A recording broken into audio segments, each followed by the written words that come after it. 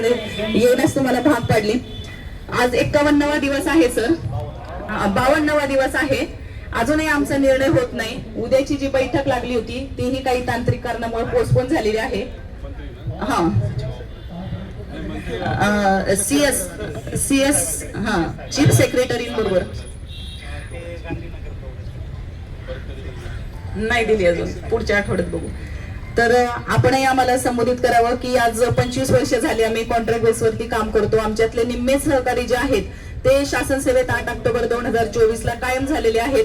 ते आम्हाला ज्युनियर असून सुद्धा त्यांना न्याय मिळाला, पण आम्ही सिनियर असून आम्हाला अजूनही न्याय मिळत नाही। आज शिक्षण व्यवस्थेचा सगळा गाडा आम्ही ओढत असू, पण तरी सुद्धा आम्ही जेव्हा शासन सेवेत कायम करा ही मागणी शासनाकडे केलेली आहे, त्याचा अभ्यास समितीचा अहवाल सुद्धा सादर झालेला आहे। त्याच्यावरती बैठका होऊन सीएम साहेबांच्या दरबारी आज तो अहवाल गेलेला आहे। आमचं म्हणणं इतकंच आहे की त्या अहवालात जसं सांगितलं आहे की ज्यांची 10 वर्ष सेवा पूर्ण झालेली आहे कॉन्ट्रॅक्ट बेसवरती, की त्यांना रिक्त जागांवरती सामावून शासन सेवेत कायम करा।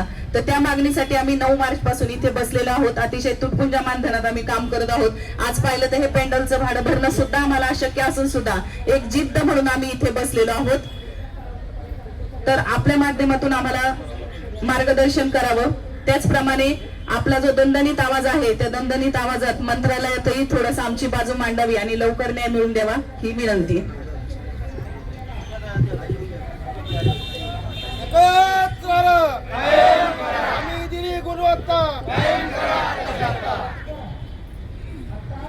तुमची जी मागणी आहे ती मागणी का महत्वाची आहे, कारण 2024च्या आधी कदाचित तुमच्या बरोबर 6 ते 7 हजार लोक होती आणि त्यातली 50% लोक ही कायम झाली। मग काही लोकांना एक नाही आणि दुसऱ्यांना दुसरा नाही असं होत नसतं। न्याय जर द्यायचा असेल तर सगळ्यांना समान न्याय देणं फार महत्वाचं असतं। त्यामुळे तुमची मागणी महत्वाची आहे, होण्यासारखी आहे, फक्त थोडासा पाठपुरावा आपल्याला करावा लागेल। तो पाठपुरावा तुम्ही तुमच्या संघर्षाच्या माध्यमातून करतच आहात। 52 दिवस मुंबईमध्ये बसणं हे तसं सोपं नाही। मुंबईमध्ये गरमी तर आहेच, पण गरमी बरोबर इथं जो काही घाम गळतो त्याला काहीच मर्यादा नाहीत आणि कंट्रोल नाही।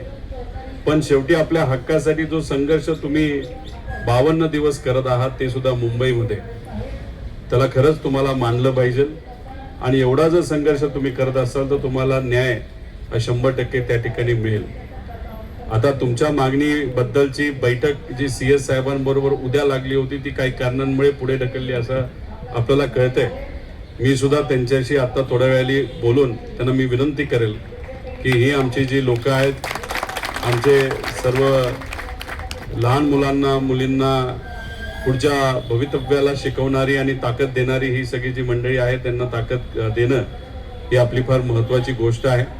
त्यामुळे तुम्ही ज्या मागण्या केलेल्या आहेत तर या सगळ्या मागण्या ह्या रास्त असल्यामुळे तुमच्या वतीने मी माझा शब्द त्या ठिकाणी सीएस साहेबांकडे देतो। आणि आम्हाला काय सगळ्याच गोष्टीमध्ये राजकारण करायचं नसतं, त्यामुळे कुठलीही राजकीय भूमिका मनामध्ये न ठेवता फक्त तुमच्या संघर्षाला यश यावं आणि ते यश जेव्हा येईल त्या यशाचं पूर्ण क्रेडिट जर कोणाला जाणार असेल हे तुमच्या सगळ्यांना जातं, तुमच्या या संघटनेला जातं, तुमच्या प्रत्येक व्यक्तीला जातं। आणि तुम्ही इथं जे संघर्ष करत असताना तुमचे सर्व घरचे लोक, तुमची मुलं असतील, तुमचे पती असतील, तुमच्या पत्नी असतील, आई वडील असतील, हे घरी तुमची तिथं वाट बघत आहेत। त्यामुळे त्यांचा सुद्धा संघर्ष हा तसा खूप मोठा आहे।